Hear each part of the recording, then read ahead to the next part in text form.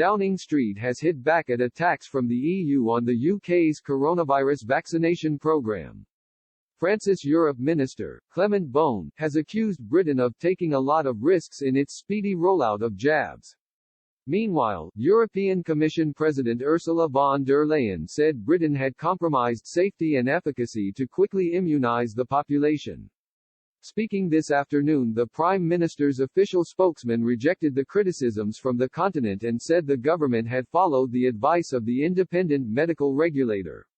He said, the Medicines and Healthcare Products Regulatory Agency has deemed the vaccines to be safe and effective, and we have rolled them out to people on the basis of those who are the most vulnerable and those who are most likely to be hospitalized and sadly die as a result of the virus. You are aware of the rationale of providing the second dose up to 12 weeks later, given it ensures we can provide more people with protection. He added, no corners were cut, no stones were left unturned.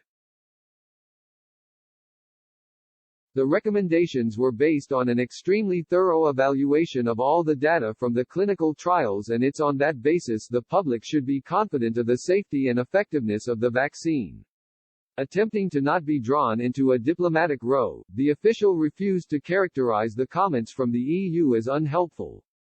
If people are asked to come forward and take a vaccine, they should do so confident in the knowledge they are safe and effective, he said. Rapid rollout of jabs in Britain means over 17% of the adult population have now received at least one dose of a cover vaccine. In contrast, just 3% of people across the EU have received an injection. With pressure growing on Brussels to explain its sluggish start, politicians have criticised the UK's inoculation programme. Mr. Beaune said the EU had nothing to envy about Britain's rollout, adding, the British are in an extremely difficult health situation. They are taking many risks in this vaccination campaign. And I can understand it, but they are taking many risks.